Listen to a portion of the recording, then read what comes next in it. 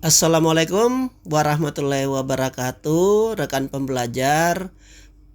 Di seri pengelolaan piutang negara di Kementerian Lembaga kali ini, kita akan membahas terkait penagihan dengan upaya optimalisasi lainnya terhadap piutang negara di Kementerian Lembaga.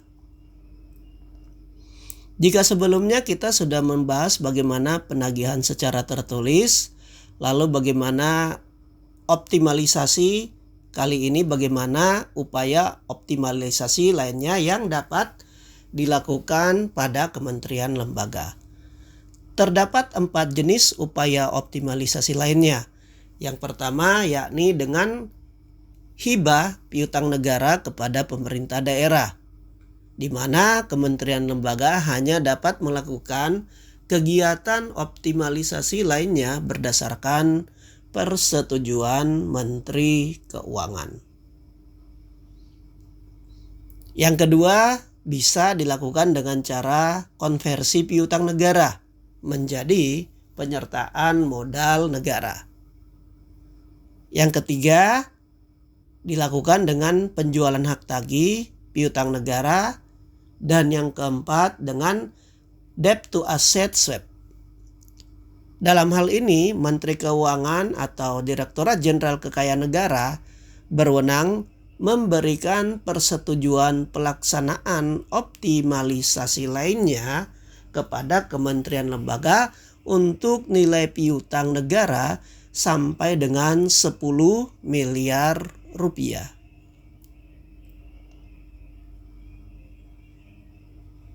Kita akan membahas yang pertama bagaimana optimalisasi lainnya dengan hibah piutang negara kepada pemerintah daerah. Secara umum prosesnya dimulai di mana pemerintah daerah ini akan membicarakan dengan kementerian lembaga terkait kesediaan pemerintah daerah untuk menerima hibah piutang negara dari kementerian lembaga. Dan di sini menteri atau pimpinan lembaga atau pejabat yang diberikan kewenangan selaku pemberi hibah dan juga kepala daerah atau pejabat yang diberi kewenangan. Dan apabila telah disepakati, kemudian kementerian lembaga akan mengajukan permohonan hibah piutang negara untuk disetujui oleh Kementerian Keuangan. Dalam hal ini adalah Direktorat Jenderal Kekayaan Negara. Di sini kementerian lembaga perlu melakukan inventarisasi dan penelitian terhadap legalitas kepemilikan piutang negara oleh pemerintah yang didukung dengan dokumen sumber dan dokumen pendukung yang membuktikan adanya dan juga besarnya piutang negara, dan inventarisasi serta penilaian untuk nilai piutang negara yang akan dihibahkan kepada pemerintah daerah, yaitu yang meliputi pokok dan kewajiban lainnya.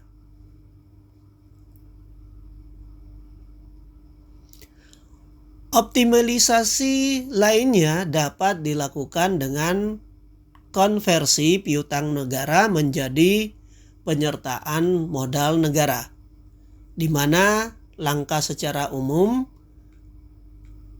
penanggung utang merupakan badan usaha milik negara atau badan usaha milik daerah atau perusahaan yang telah terdapat kepemilikan negara di dalamnya, di mana penanggung utang tidak mempunyai kemampuan untuk membayar utangnya.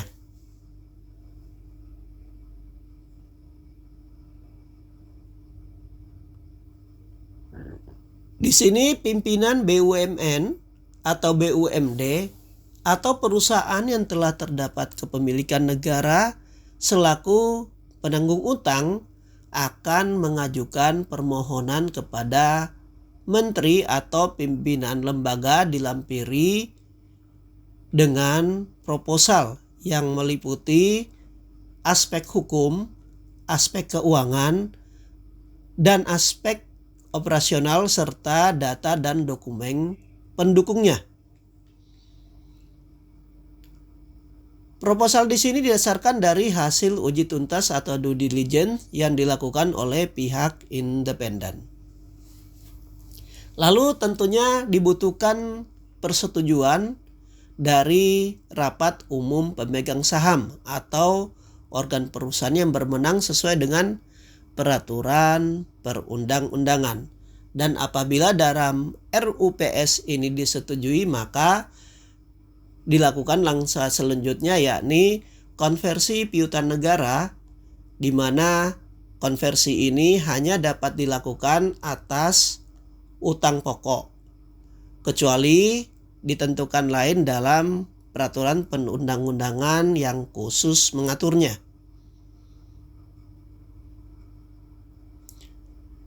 Konversi piutang negara menjadi penyertaan modal secara proses bisa dilihat di layar, di mana BUMN atau BUMD atau perusahaan yang ada kepemilikan pemerintah di dalamnya mengajukan permohonan ke kementerian lembaga, dan seperti tadi yang kita sampaikan, apabila telah disetujui, lalu kementerian lembaga akan mengajukan permohonan selanjutnya kepada Direktorat Jenderal Kekayaan Negara.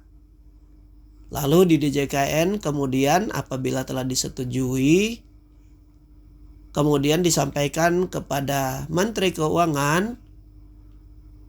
Lalu apabila disetujui, kemudian Menteri Keuangan akan melakukan koordinasi dengan pimpinan atau menteri pimpinan lembaga terkait usul penyertaan modal.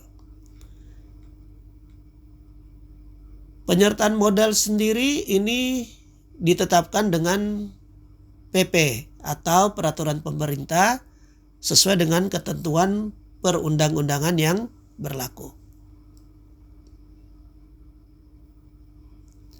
Optimalisasi lain berikutnya yakni dengan penjualan hak tagih piutang negara, di mana kementerian lembaga ini akan melakukan inventarisasi dan penelitian terhadap legalitas kepemilikan piutang negara oleh pemerintah yang didukung dengan dokumen sumber dan dokumen pendukung pembuktian adanya dan besarnya piutang negara, serta melakukan inventarisasi penelitian untuk nilai dan daya laku piutang negara yang akan dijualnya.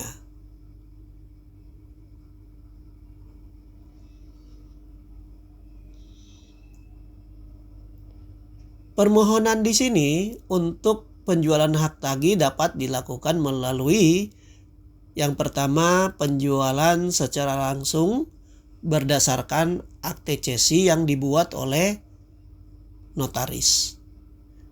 Yang kedua, permohonan ini dapat dilakukan melalui lelang di hadapan pejabat lelang.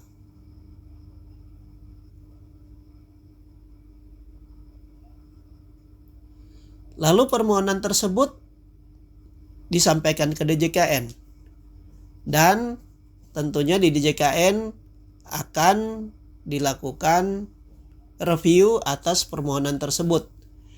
Dan di sini harga dasar penjualan ditetapkan oleh DJKN berdasarkan hasil penilaian oleh penilai pemerintah atau penilai publik.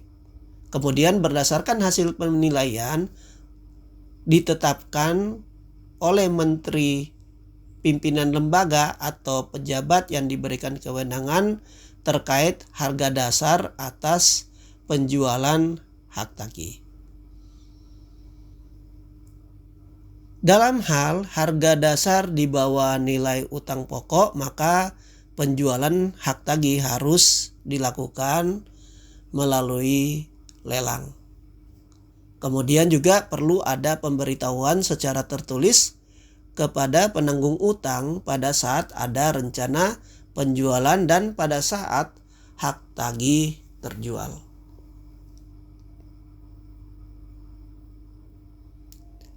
Optimalisasi lain berikutnya yakni dapat dilakukan dengan skenario debt to asset swap, di mana skenario ini dilakukan apabila yang pertama, restrukturisasi piutang negara tidak dapat dilakukan atau diselesaikan, atau sebagian atau seluruh kewajiban pokok dan atau non pokok.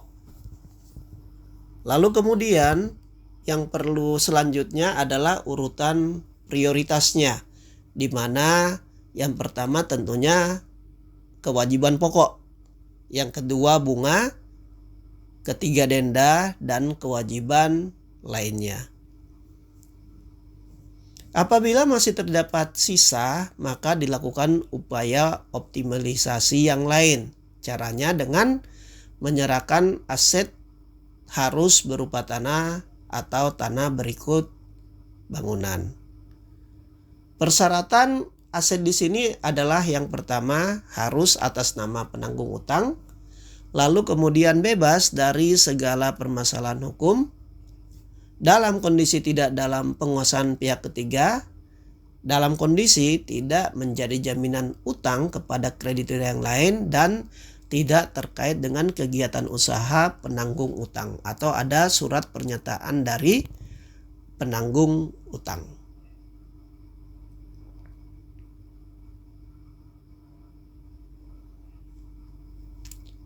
Secara proses bisa kita lihat di sini, di mana ada pembahasan antara penanggung hutang dengan Menteri Pimpinan Lembaga terkait perjanjian debt to asset swap secara notaris atau notaril. Lalu berita acara serah terima aset, akte pelepasan hak dibuat di hadapan pejabat pembuat akta tanah, dan pengurusan balik nama sertifikat menjadi atas nama pemerintah Republik Indonesia.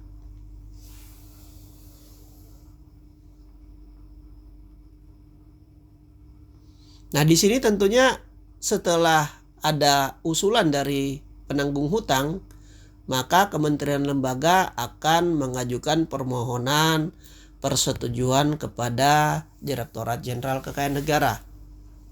Dan di DJKN akan menyampaikan permohonan penilaian, di mana dilakukan bisa oleh penilai pemerintah atau penilai publik yang ditunjuk untuk mendapatkan nilai wajar. Selain itu juga di sini dilakukan review oleh Badan Pengawas Keuangan dan Pembangunan. Apabila telah didapatkan laporan hasil penilaian untuk nilai wajar dan juga telah dilakukan review oleh BPKP, kemudian Direktorat Jenderal Kekayaan Negara akan mengeluarkan persetujuan untuk skenario optimalisasi dengan debt to asset swap. Nilai aset dalam persetujuan ini sebagai pengurang kewajiban yang dikurangkan setelah balik nama. Setelah selesai, aset diserahkan Kementerian Lembaga kepada Direktorat Jenderal Kekayaan Negara.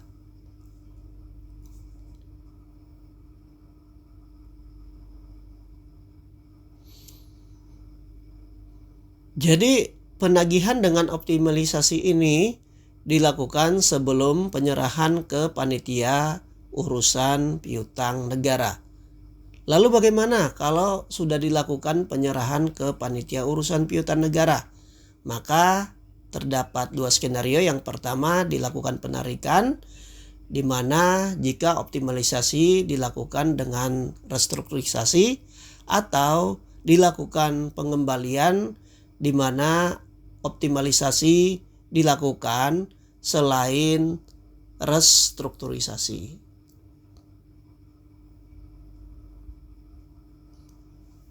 Penyerahan pengurusan piutang negara pada panitia urusan piutang negara, di mana piutang negara pada tingkat pertama diselesaikan sendiri dulu oleh kementerian lembaga. Dan apabila piutang negara macet dan telah dilakukan penagihan secara tertulis dan atau penagihan optimalisasi pada tingkat pertama namun tidak berhasil, wajib diserahkan pengurusannya kepada panitia urusan piutang negara, kecuali piutang negara yang tata cara pengurusannya diatur dalam undang-undang tersendiri. Ini misal untuk uang pengganti tipikor, piutang denda putusan KPPU atau piutang perpajakan, dan juga piutang negara yang tidak dapat diserahkan pengurusannya kepada PUPN berdasarkan peraturan Menteri Keuangan.